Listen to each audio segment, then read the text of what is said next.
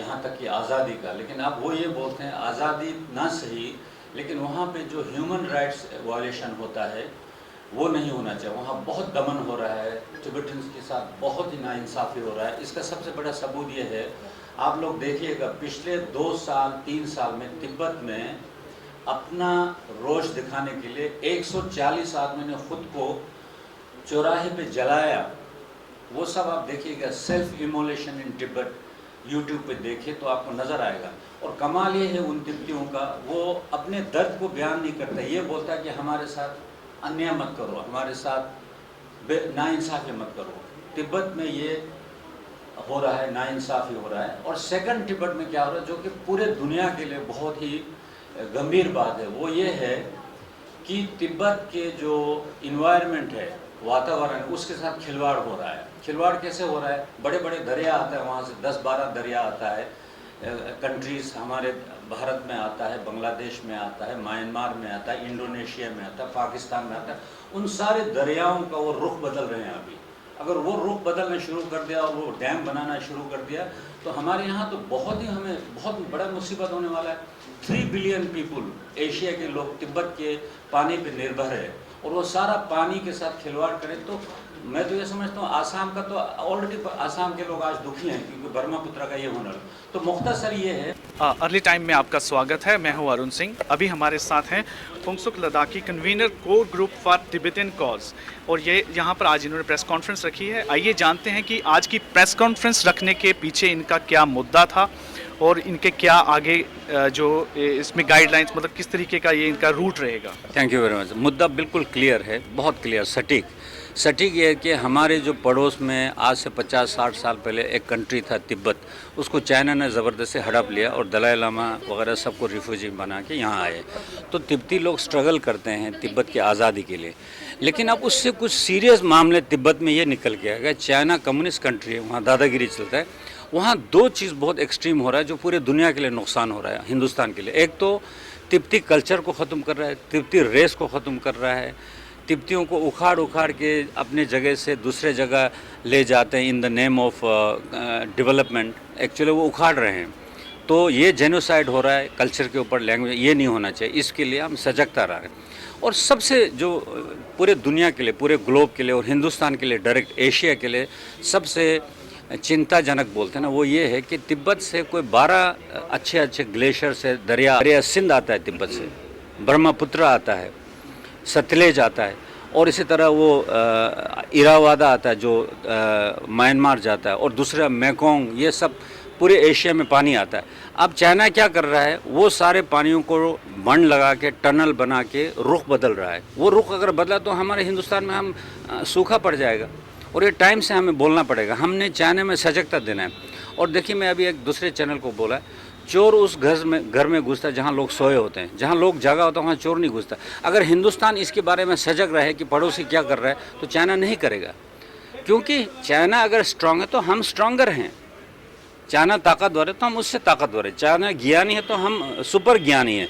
तो अभी वर्ल्ड में ये चैलेंज आ रहा है, तो हमने हिंदुस्तान में 140 हमारे सपोर्ट ग्रुप है हर जगह, हिंदुस्तान के कोने कोने में। सिर्फ जम्मू कश्मीर में यहाँ नहीं था, तो मैं यहाँ आके कुछ लाइक माइंडेड पीपल, जो इनलाइटेंड लोग हैं, जो समझदार है, जो ज्ञानी हैं, उन सबको मैंने रिक्वेस्ट किया कि क्या आप ये चला सकते हो, ये अवेयरनेस। तो मैं आपको भी रिक्वेस्ट करना, what's your name? Arun ji. मैं चाहूँगा आपके जैसे हर जर्नलिस्ट को मेरे बातों को परखिए। अगर मेरे बात में दम है, तर्क है, तो आप इसको मशहूर कीजिए जम्मू के एक बच्चे तक। अगर मेरे बाद में तर्क नहीं तो इसको इरेज करके फेंक दीजिए। मैं इसमें एक चीज़ जानना चाहूँगा, जैसे कि पिछले 70 साल से जो दलाई लामा यहाँ पर, मेरे ख्याल से इतना टाइम हो गया उनको यहाँ पे माइग्रेट होके इधर आए हैं, तब से चाइना की भी बड़ी कोशिश ये रही है कि वो जो इंडिया में एक तरह से डिस्टर्बेंस करके रखे, जिसके लिए ये भी देखा गया है कि उनका एक एजेंडा रहा है 5 फिंगर वाला। बिल्कुल।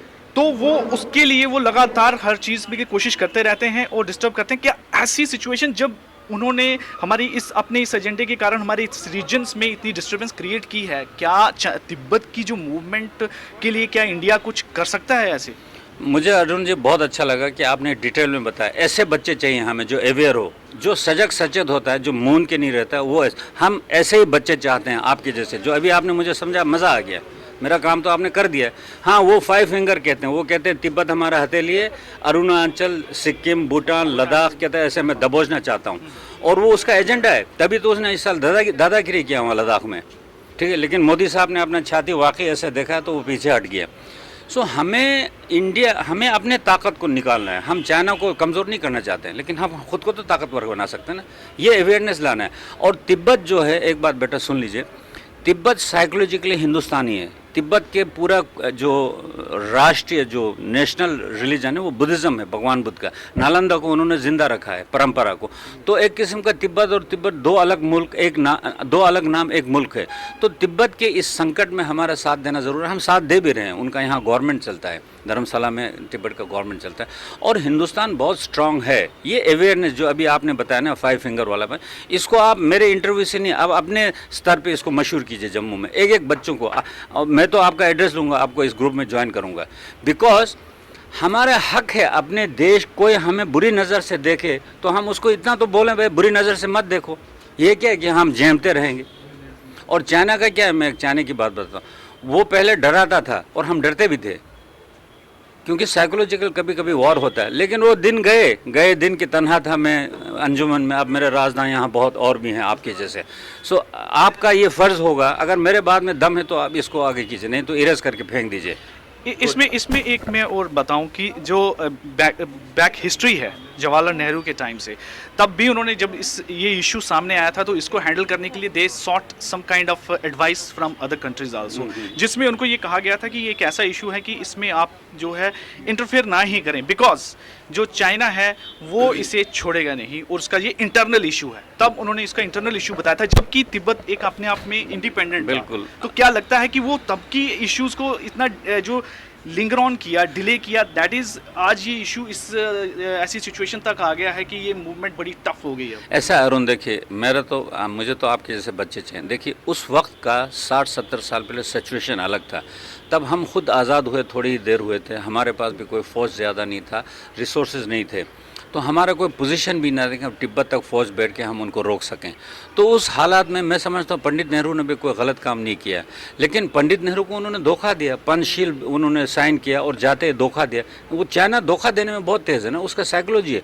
हमें दुश्मन का साइकोलॉजी की पहचानना है, ठीक है। तो ये आप बिल्कुल सही बोल रहे हो। इसमें सर अब मुझे आप इसको कंक्लूड करते हैं हम कि आम लोग पॉलिटिकल को अलग कर दें, हम आम लोग में इस चीज़ को किस तरह से अवेयर करें, one, and second how can it be helpful कि आपका जो कॉज है इसमें जो इंडिया और चाइना के बीच में जो इश्यूज हैं ये वो कर सकते हैं। देखिए इंटेंशन जो होता है ना बहुत प्रभावशाली होता है। अगर मेरे इंटेंशन ये होगा कि मैं आपके प्रति अच्छा सोचूंगा तो आप सेंस करोगे।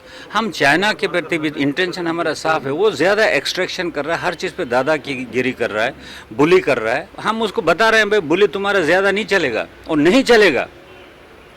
देखिए रशिया टूट गया, ठीक है, जर्मनी का वॉल टूट गया, तो चाइना का दादागिरी कब तक चलेगा। हम चाइना को भी कहते हैं भाई तुम भी इंसान हो, ज़रा धीरे चलो, ठीक है। तो वी आर हेल्पिंग चाइनीज़, उनको अवेयरनेस दे रहे हैं बिल्कुल।